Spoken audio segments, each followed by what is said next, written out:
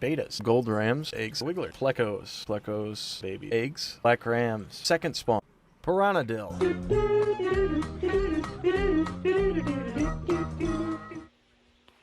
Hey everyone, today I'm going to give you a little update video on everything that's been breeding in my fish room, starting with these betas.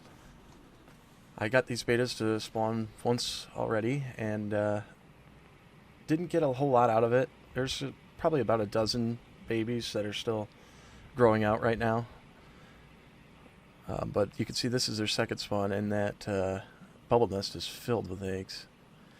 Over here's my 75 gallon. I wanted to show you, I moved a couple fish around. I moved my Datnoid and my Ornate Bashir over into the 75 gallon. And the Bashir's been coming out a little more lately. I think he likes having a bigger space to explore. So that's pretty cool. Usually I never get to see him during the day. The main inhabitant, though, that's been in the 75 gallon is this Fahaka puffer that I've been growing out. He's still pretty small, not even 2 inches, but he's getting there. I've been feeding him bloodworms and snails. Speaking of small fish, look at the size of the yo-yo loaches I got in the mail today.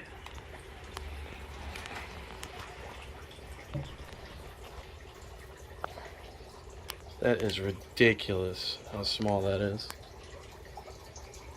I can't even see him. There. And here I have some gold rams. These actually came from a line of black rams. They have the same genetics as my other ones you'll see.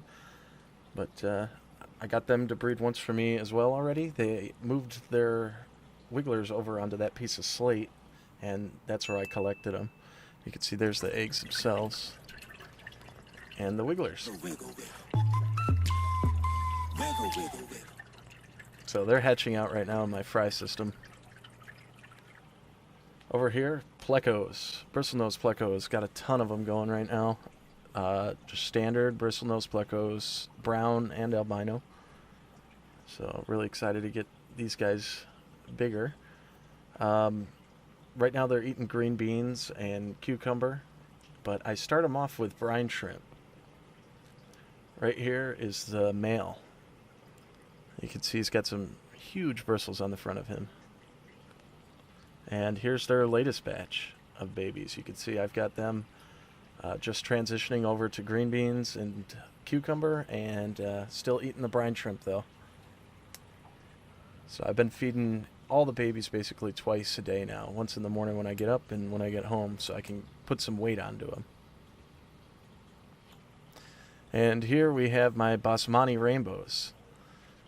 Tons of fry in there.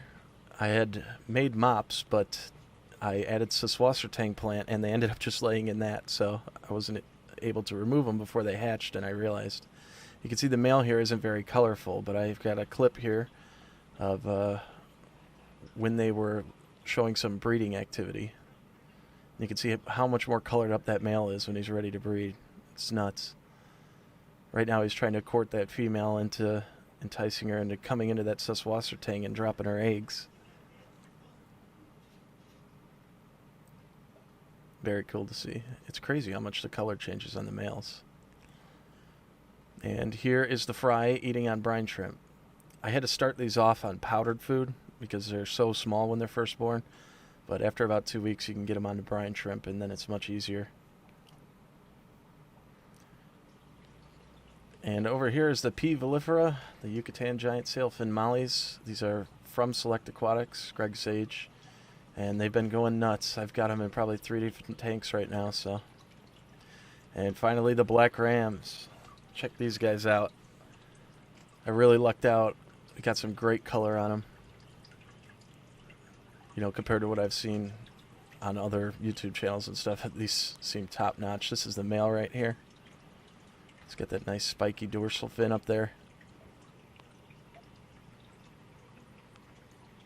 As soon as I put these two in here, within a week I had eggs.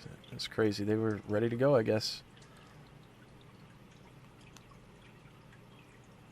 Really good looking fish. They've bred twice for me now. And basically I let them raise the fry up until they're at the wiggler stage, and then I move them into my hatching system. And they haven't eaten any of them. So I got lucky. I got some good parents here.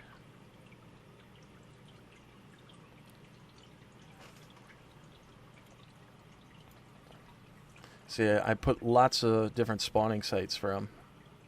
A lot of clay pots and saucers. They tend to move the fry around a lot too. Here's from their first batch. They're a little bigger. These guys I've got to the stage where I don't have to feed powdered food and I can give them live baby brine. You can see them snacking on some right here. This is just today actually. Their morning feeding. Here's the eggs from the first batch, and you can see the male is being very protective. He doesn't even want me looking at him right now. What a jerk.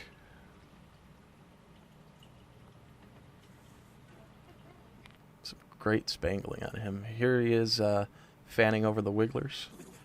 That was right before I collected them.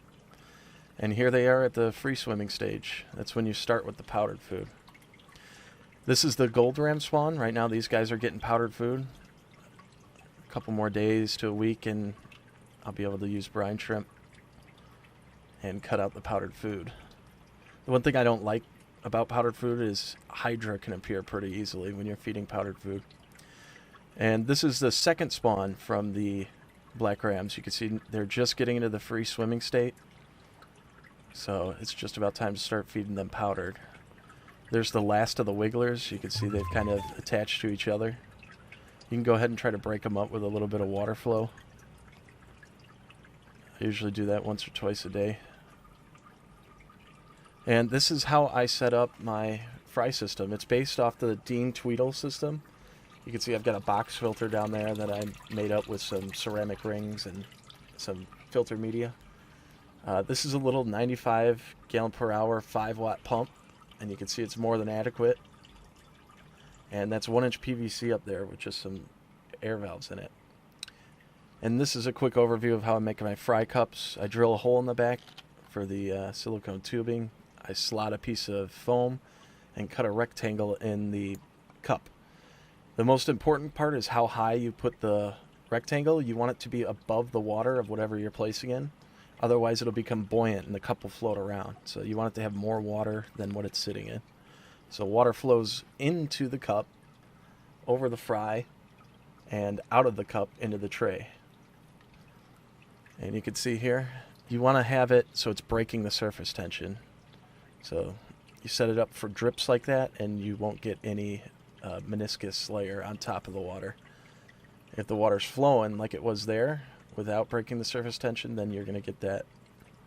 So just make sure you're breaking up the surface tension, you're all right. Or you could use air. But yeah, thanks for watching, everybody. See you next time.